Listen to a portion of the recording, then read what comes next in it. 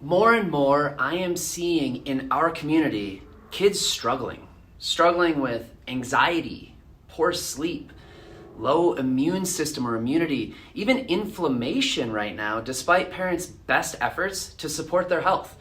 I then see these issues carry over into behavioral issues with frequent meltdowns and even the inability to self-calm or regulate. These daily struggles many kids face may actually point to an always stuck on stress response, wreaking havoc on their nervous system. This is known as fight or flight. Now, a quick reminder, the fight or flight stress response is essential. We need it for protection, performance, learning, survival, but we do not need it on all the time. And therein lies the problem. Over 77% of today's youth suffer from chronic health conditions with neurological and mental health disorders among the most prevalent. So while the underlying drivers are still complex with all of this, more clinical research spotlights dysfunctional nervous system patterns hiding below the surface. Specifically, when a child gets stuck in perpetual fight or flight mode, the cascade of stress hormones and reactions can impair vital processes like digestion, immunity, growth, development. At our office, we have dubbed this the gas pedal stuck down to the ground. The restorative parasympathetic rest, relax, and heal is inactivated. It becomes suppressed and it shuts down. This is like the brakes of your car not working with the gas pedal all the way to the ground. This imbalance rips like wildfire into a vicious cycle that is very tough to unravel. We refer to this as the perfect storm, where successive stressors beginning as early as pregnancy can overload a young nervous system, keeping the fight or flight sympathetic nervous system stuck on. This disrupts healthy nervous system regulation for up to years. This video is to get at the root cause of the struggle, how we help our kids handle this perfect storm, and fight or flight response to reset the nervous system, release those stuck stress responses, and renew the vagal tone so that the child can better rest, digest, and regulate once again. Essentially, it's like taking the foot off of the gas and learning how you can tap their brakes. But before we do that, I want to talk to you about what you can do. And I want to introduce you to a child in our practice that was dealing with much of what we just talked about. But with his mom's intuition and our evaluation and treatment protocols, he has been getting out of the storm. His amazing mom, Jessica, took time to write Barrett's story. So I am just going to read it verbatim in her exact words and share the story with you. For many of you watching, I think this story will really resonate with you, and I want you to share this with others because I think it's going to impact others as well. We found Freedom Chiropractic looking for help with our 2-year-old who had horrible sleep patterns and behavior things that didn't seem normal. He would wake up many times at night, usually screaming and panicky, and had since birth.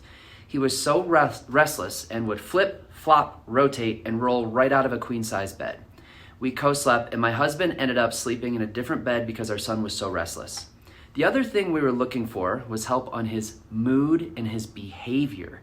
He was having meltdowns way too much for his age. He was super clingy, always wanted held, and demanded to nurse many times a day, including in the grocery store and anywhere public that he felt uncomfortable.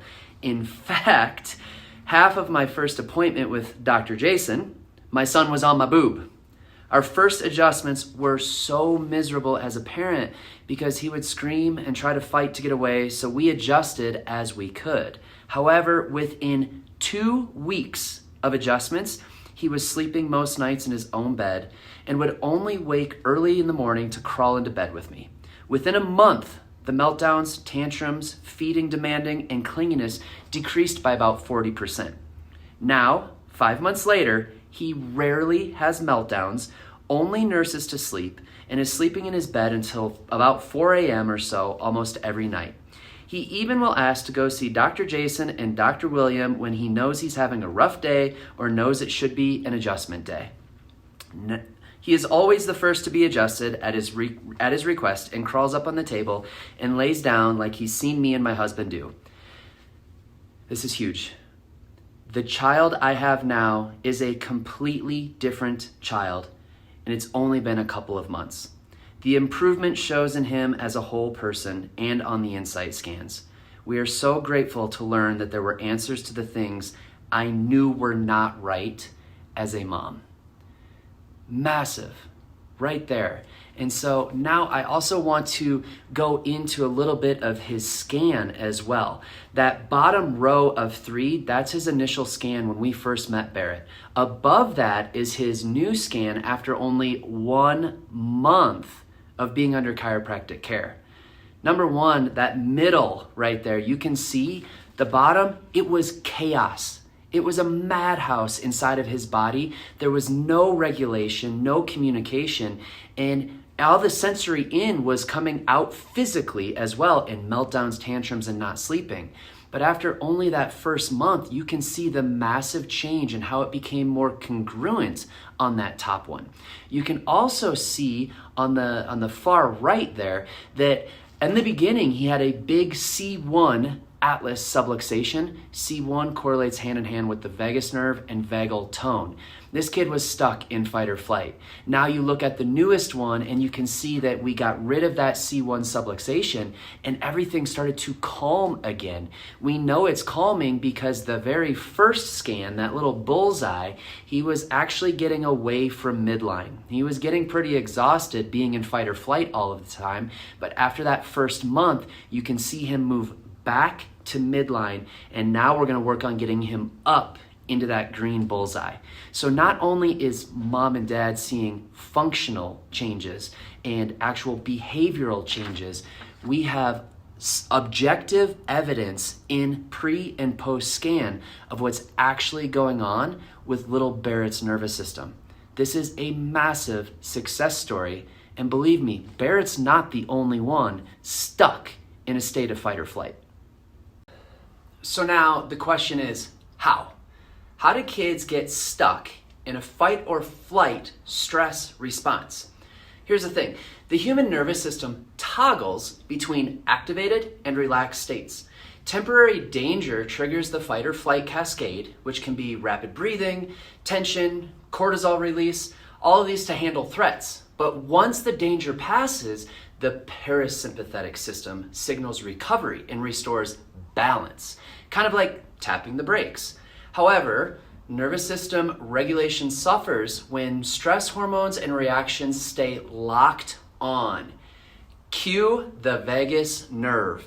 As a parent, you may have heard of this nerve before. The vagus nerve's function is key to the impact of stress at a deeper level. The vagus nerve is the central command for activating the body's rest, digest, and regulation, parasympathetic nervous system. Like we said before, the brakes. This critical nerve regulates digestion, breathing, heart rate, inflammation, and is intimately tied to restoration, growth, and healing. We also now know the vagus nerve is essential to social and emotional regulation, speech, and so much more. So impaired vagal tone leaves kids stuck in fight or flight, creating a condition known as dysautonomia. Essentially, this is an out of balance autonomic nervous system. This imbalance can lead to a host of other chronic health challenges in kids. So what does getting stuck in fight or flight look like in kids?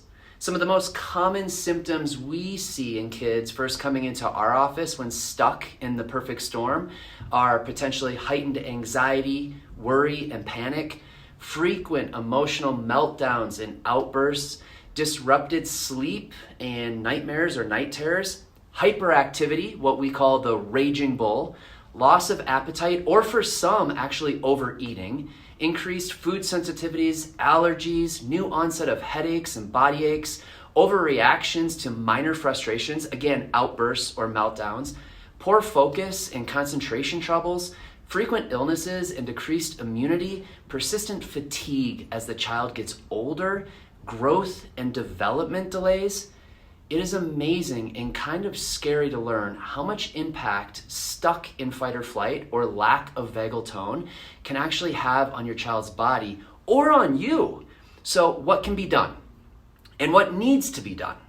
At home, the most effective ways to downshift the nervous system from a state of being stuck in fight or flight includes daily breathing exercises to engage the relaxation response, gentle movement like yoga to process cortisol, the stress hormone, ensuring optimal nutrition to replenish drain reserves, taking natural supplements to gently reduce inflammation, and focusing on getting good restorative sleep. However, we continue to meet parents who have tried everything under the sun to help their child learn to calm and regulate and balance their emotions and their nervous system, but with no luck.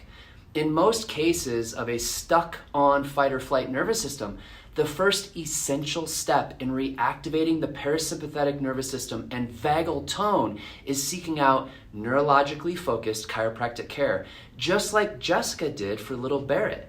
These neurologically focused adjustments can target vagus nerve stimulation and activation, release pent up and stuck stress within the sympathetic nervous system, and we have seen these are more potent than most breathing exercises, yoga, or supplements in many cases. But here's the thing, once the adjustments begin to restore better sleep patterns and improve baseline neurology, then parents and other people in the child's support network can begin to teach them breathing and calming physical activity and add in anti-inflammatory supplements and different nutritional programs as well. So now if you feel your child has been battling symptoms and conditions that you now are attributing to being tied to a stuck on fight or flight nervous system, and it feels like you've been trying everything already to get them better, then it's likely that addressing the nervous system, dysregulation, and subluxation is the missing link you've actually been searching for. In our office at Freedom Chiropractic, we begin with a neurologically based insight scan that allows us to actually determine if your child's gas pedal is stuck to the floor or if potentially their brakes are completely cut. The scan allows us to find the cause, the severity, and the best plan of attack to get your child healing, thriving, and out of this wicked storm. All you need to do is schedule your child's initial exam on our website at freedomchiro.com or simply call our office. If you're watching this and you know your child needs the exam, but you are not currently in the Colorado Springs area, you may be able to find another doc near you at pxdocs.com. As always, leave any questions below, and if you know a parent that this video could help, simply hit the like button and share the video with them. See you next time.